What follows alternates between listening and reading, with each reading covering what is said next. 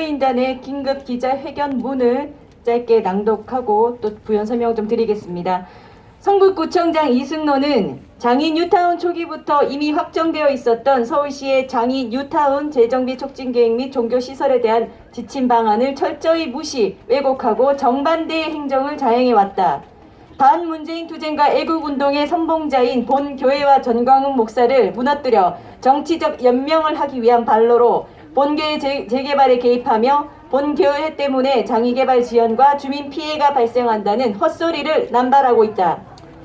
본교회와 전혀 상관없는 장의 재개발 철거 작업으로 최근 수일 간격으로 총 2명의 인부가 사고를 당한 것이 사실인지 여부를 답하라. 인부의 참담한 사망사고를 시시하며 은폐한 사실이 있는지 밝혀라. 또한 어떤 이유로 전광훈 목사가 8.15 당시 코로나 확진 후 긴급 소재 파악 중이라는 기가 막힌 거짓 사실을 공표하여 언론과 대중을 속이고 전 목사의 재수감을 유도시켰는지 똑똑히 밝혀라. 본 공동변호인단은 이승노의 중대한 범죄 행위에 대하여 즉각 고소하는 것은 물론 구청장이라는 자가 정치 아첨에 눈이 멀어 구민 중에 한 명인 한 개인의 신변과 명예에 대하여 치욕적인 거짓 사실을 함부로 공표하고 심각한 피해를 입힌 것에 대해 거액의 손해배상 소송을 제기하고 끝까지 추적해 모든 대가를 반드시 치르게 할 것이다. 아울러 무능하기 짝이 없는 좌파 정치 구청장의 지긋지긋한 연명으로는 성북구의 발전도 불가능하므로 주민 소환을 위한 대대적인 서명운동으로 온 구민들에게 그 실상을 알릴 것이다. 경찰, 검찰은 이승노를 즉각 구속수사해야 한다. 기자회견 종료 후 접수할 고소장입니다. 이 고소장의 내용 중 일부를 말씀드리겠습니다. 피의자 이승노는 성북구 구민이자 어떠한 권력도 없고 현실 정치인도 아니고 한 사람의 목사일 뿐인 피해자 전광훈이 마치 중대한 범죄로 도피 중인 자, 코로나 확진을 받고도 방역당국의 연락과 절차를 거부하고 잠적한 자인 것으로 완전히 매도당하게 만든 장본인입니다. 실제로 이 사건 허위 보도들이 대대적으로 나간 직후에 마치 문재인 대통령, 서울시 당시 서정엽 대행, 성북구청장 이승노, 검찰의 소위 짜고 치는 고스톱이자 예정된 시나리오인 양 검찰이 피해자 전광훈 목사를 상대로 보석 취소 청구를 하겠다는 기사가 보도되고 이 모든 일은 진실 규명의 기회조차 없이 전강석화와 같이 이루어졌습니다. 참으로 기가 막힌 전광훈 죽이기의 시나리오라 의심하지 않을 수 없는 대목입니다.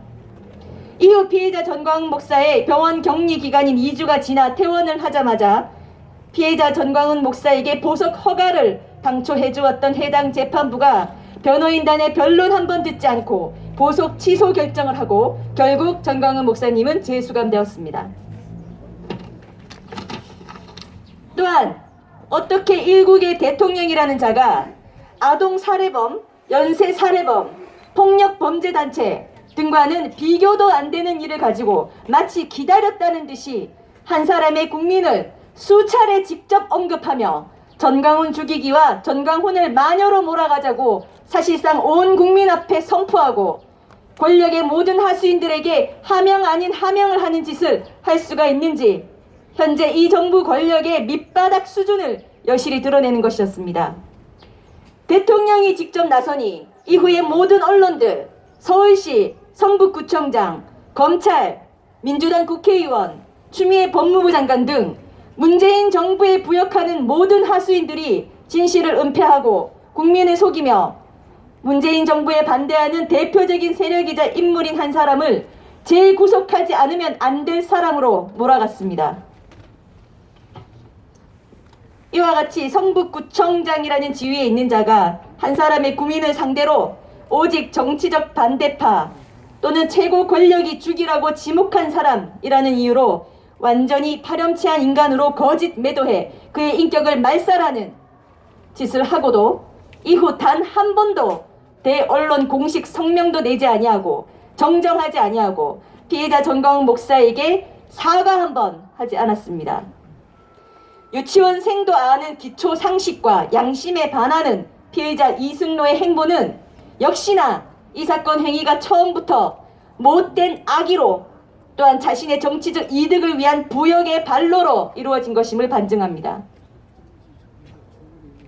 검찰은 인간된 도리도 저버리는 파렴치한 권력의 하수인 이승로를 철저히 수사하여 법이 허용하는 최대한의 엄벌에 처해야 할 것입니다. 당초 이와 같은 행위가 있었을 때 공동변호인단은 극도로 분노하여 즉각 기자회견을 열고 대대적인 민형사상 조치를 예고했었습니다. 그러나 전광훈 목사님께서 그래도 그동안의 인연을 고려하여 유예를 하자, 어떻게 나오는지 기다려보자 라고 하셔서 지금에 이르렀습니다. 이 시간 이후로는 어떠한 관용도 없을 것이며 즉각 고소하고 끝까지 그 죄의 대가를 묻게 할 것입니다. 이상 오늘 기자회견을 전부 마치겠습니다. 오늘도 취재해주신 분들께 모두 감사드립니다.